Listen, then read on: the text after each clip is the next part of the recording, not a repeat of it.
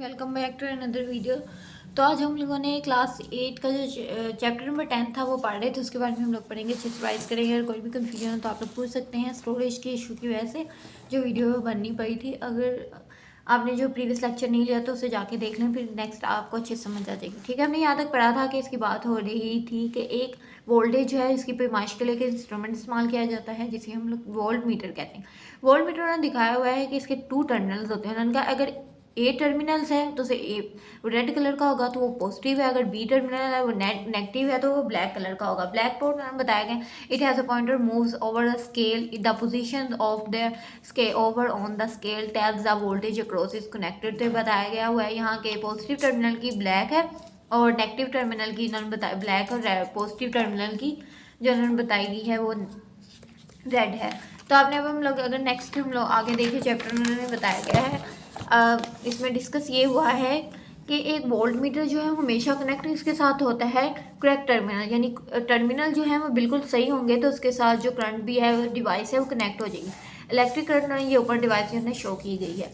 अगर उन्होंने कहा है कि कनेक्ट नहीं होती, इसका मतलब ये है कि जो एम मीटर उन्होंने बताया गया है वोल्ट मीटर का, वो क्या करता है, जो वोल्टेज को क्रॉस करता है डिवाइस के ज़रिए। वोल्ट मीटर जो है वोल्ट मीटर जो है वो शो करता है वोल्ट अक्रॉस इन डिवाइड में जो भी वोल्टेज है वो। और उन्होंने कहा है कि वोल्ट मीटर हमेशा जो टर्मिनल्स को दिखाता है कनेक्ट होते हैं तो वो डिवाइस जो कनेक्ट होती है, वरना कनेक्ट नहीं होते। It is not connecting the series like. उन्होंने कहा एम मीटर के साथ ये सीरीज जो है वो कनेक्ट नहीं होती।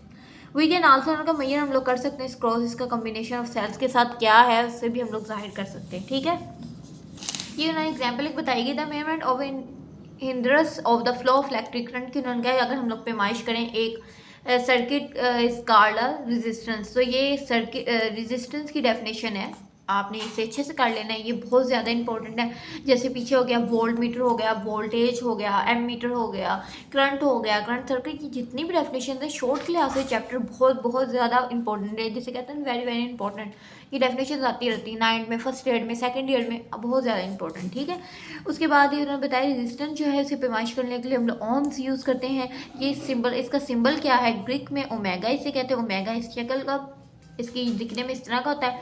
ओम्स का ऐसा यूनिट जो है रेजिस्टेंस का ऐसा यूनिट होता है। और Ohm's according to Ohm's law resistance R जो है वो रेशियो है, वोल्टेज वी है, अक्रॉस उन्होंने बताया गया है, कंडक्टर है, करंट आई है, ये सारा उन्होंने दिया है। ये मिला के सारा इसका जो फॉर्मूला बनता है वो बनता है resistance is equal voltage over current, यानी R is equal V over I. तो आपने फॉर्मूला भी लर्न कर लेना अच्छे से, ये एमसीक्यूज में बहुत ज़्यादा इंपॉर्टेंट है, तो वेरी वेरी इंपॉर्टेंट। ठीक है, जितना भी कहा जाए एमसीक्यूज के लिए तो ये चैप्टर है ही बहुत ज़्यादा इंपॉर्टेंट, तो मोस्ट इंपॉर्टेंट है ये चैप्टर उसके लिहाज से।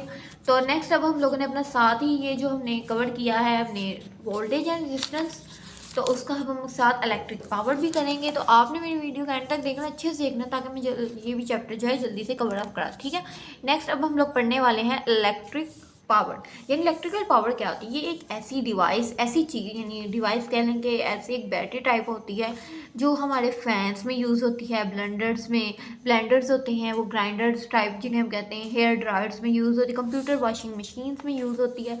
और ये जो इलेक्ट्रिक पावर है different electric heaters, refrigerators, converter, ये जितने भी हमारे इलेक्ट्रिक यूज़ में आती हैं ना मशीनें, इस्त्री, बल्ब्स वगैरह, जो भी हम लोग जितनी भी हम लोग जो है अप्लाइंसेस यूज़ करते हैं सब में जो इलेक्ट्रिक डिवाइस यूज़ होती है।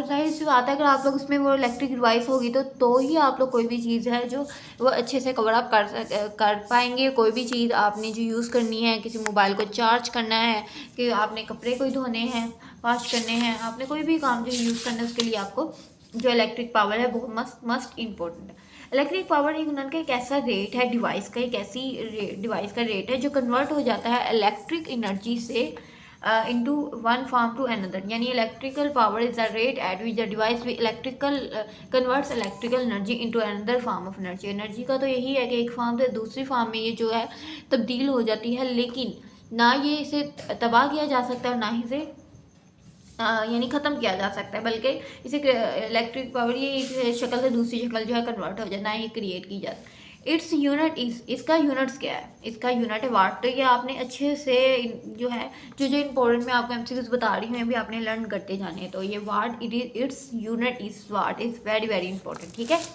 नेक्स्ट मैंने बताया है कि किलो वाट क्या होता है, किलो वाट किसके इक्वल होता है, मतलब किलो वाट एक ऐसा यूनिट है इलेक्ट्रिसिटी मैटर का, इसकी अमाउंट जो इलेक्ट्रिकल एनर्जी के अंदर ये इस्तेमाल की जाती है वो 1000 वाट। इलेक्ट्रिकल अप्लायंसेस जो है वो उनका घर में काम करने 1 घंटे हम यूज़ करते हैं।